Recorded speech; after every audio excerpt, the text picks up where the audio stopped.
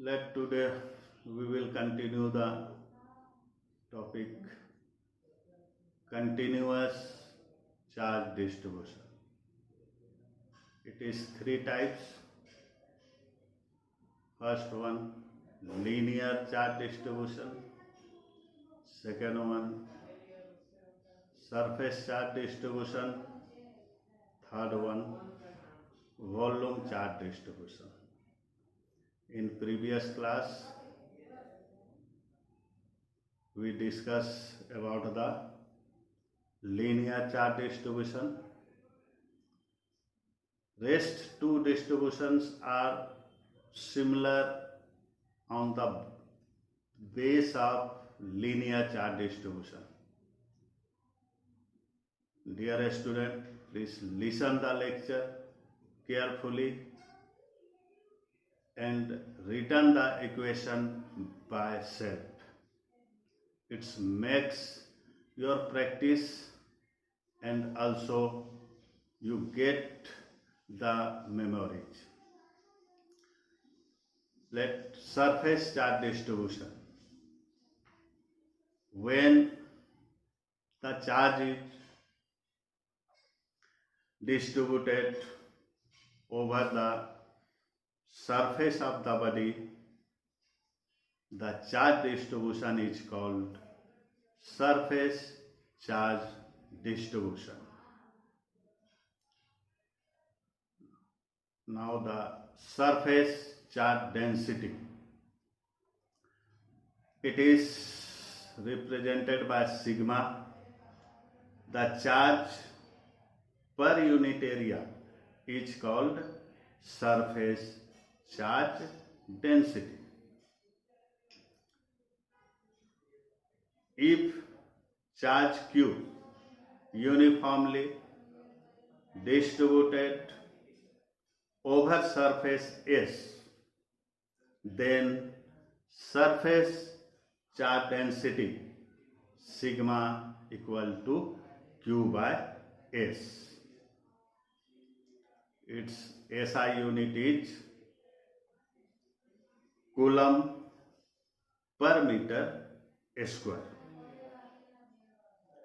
CGS unit is stat coulomb per centimeter square. For example, if the shape of the surface is given, such as if the charge Q is uniformly distributed over the surface of spherical conductor of radius r, then surface charge density is sigma equal to Q by 4 pi r square. Here S is replaced by the area of a sphere, which is 4 pi r square. Now, due to surface charge distribution, how much amount of force exerted by the surface. To find the expression for it, first we assume a test charge Q naught at a distance r from the surface, and first we took the small element area of the surface ds. Then the amount of charge on this small element area ds is also small, so this small charge is represented by dq. Then dq is equal to sigma ds. Since we know that sigma equal to Q by area, here in place of Q we write dq, and in place of area we return ds. So force on test charge Q naught due to this small element area is df. So df equal to Q naught by 4 pi epsilon naught dq by r square into unit vector r. Here to write this equation, here we use the Coulomb's law. Unit vector r tells that the force exerted in the direction of r. Simplifying the above equation, that means we are putting the value of dq sigma into ds. Above equation becomes Q naught sigma ds divided by 4 pi epsilon naught r square into unit vector r. It is the equation for the small force exerted by the small area element. Then we have to find the total force exerted by the total surface area. To find it, we took the total area of the surface. Therefore, total force on Q naught is given by integrating the above small force, integration df equal to integration over closed surface or whole surface Q naught sigma ds by 4 pi epsilon naught r square unit vector r. The integration of df equal is f. Therefore, we can write f is equal to Q naught 4 pi epsilon naught integration over whole surface sigma r square unit vector r ds. It is the final equation which tells that due to the total surface area, the force exerted on test charge Q which lies at a distance r. Now, another one is volume charge distribution. When a charge is distributed over the volume of an object, the charge distribution is called volume charge distribution. Now, what is the volume charge density? The volume charge density is defined as the charge per unit volume is called volume charge density. It is represented by rho. If charge Q is uniformly distributed over the volume V of the body, then the charge density rho is equal to Q by V. Its SI unit is Coulomb per meter cube. CGS unit is stacked Coulomb per centimeter cube. For example, if the charge Q is uniformly distributed over the volume of a sphere of radius r, in this case the volume V replaced by the volume of a sphere, and the volume of a sphere is 4 by 3 pi r cube. Therefore, we can write rho is equal to q by 4 by 3 pi r cube equal to 3q by 4 pi r cube. Now we find the force due to the volume charge distribution. To find it, we assume again a test charge at a distance r. So let q test charge placed at a distance r, on which we have to calculate total force F.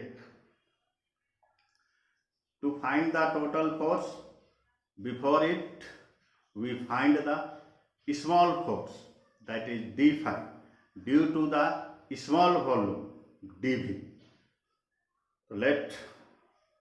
We can write dv is a small element of volume v, then small amount of charge on this element is dq equal to rho dv. Since we know that rho is equal to dq by dv. Now we find the small force, that is df.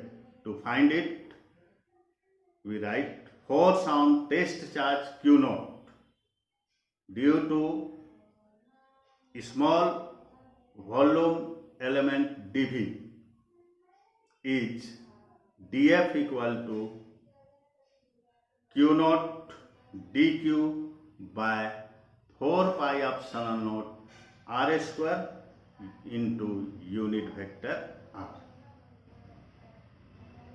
Here again we are using the Coulomb's law, or df equal to q naught sigma dv by 4 pi epsilon naught r square into unit vector r. Here in place of dq we are putting rho dv. Then find the total force. We integrating the above equation. Therefore, total force on q naught is given by integration df equal to integration over whole volume q naught rho dv by 4 pi epsilon naught r square into unit vector r,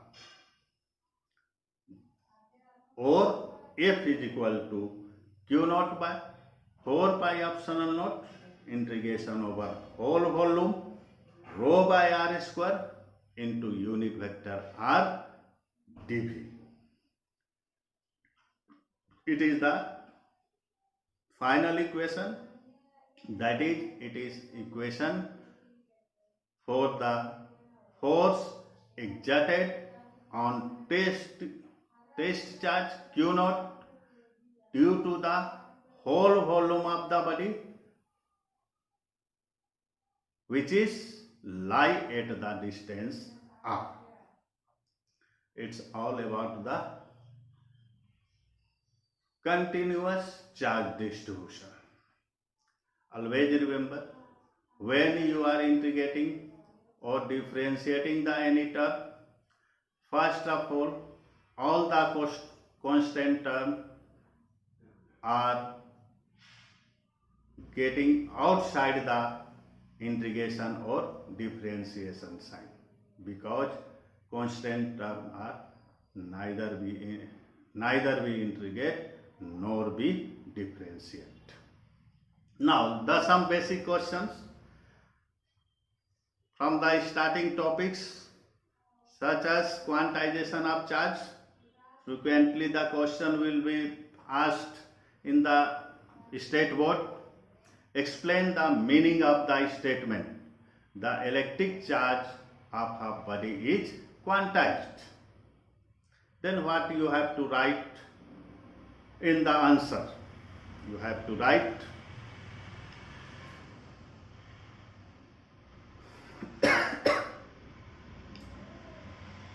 experimental. It is verified that smallest charge is E, whose value is plus minus 1.6 into 10 to the power minus 19 coulomb. The fraction of E, that is E by 2, E by 3, etc., does not exist. Anybody can have charge E plus minus E, plus minus 2E, plus minus 3E, and so on, but not 7.6E, 2 by 3E, etc. This is hence called the electronic charge of a body is quantized. Next question can be asked regarding the property of the charge, that is charge is conserved. Now the question is, when a glass rod is rubbed with a silk cloth, charges appears on both. Explain how this observation is consistent with the law of conservation of charge. The summary of this question is that this question tells to you, is it by friction we charge the body? So this process, is it obey the law of conservation or not? To justify it, you have to write the answer. Before rubbing, both the glass and silk cloth are electrically neutral. That is, net charge on the glass rod and the silk cloth is 0. When the glass rod is rubbed with silk cloth, a free electron from glass rod transferred to the silk cloth. As a result, the glass rod becomes positively charged and silk cloth negatively charged. Since magnitude of the positive charge on the glass rod is same as that of negative charge on the silk cloth, but not charge on the system is, but net charge on the system is still 0. Thus, charges appear on glass and silk cloth is in accordance with the law of conservation of charge. Now, another question. Vehicle carrying inflammable usually have metallic rope touching the ground during motion. Why? So what is your answer? We know that by friction the body can be charged. So when a vehicle moves due to the friction, the tire and the road comes in contact, and due to this friction the charge comes on the vehicles. So you write in your answer, due to friction of air, body of the vehicle gets charged in addition to the charge developed on tires. In case the charge accumulation becomes large, it may prove hazardous to the vehicle carrying inflammable materials. In case metallic rope from the vehicle touch the ground, the charge will leak to the earth. All of you know that earth is a huge conductor of electricity. It's all for today.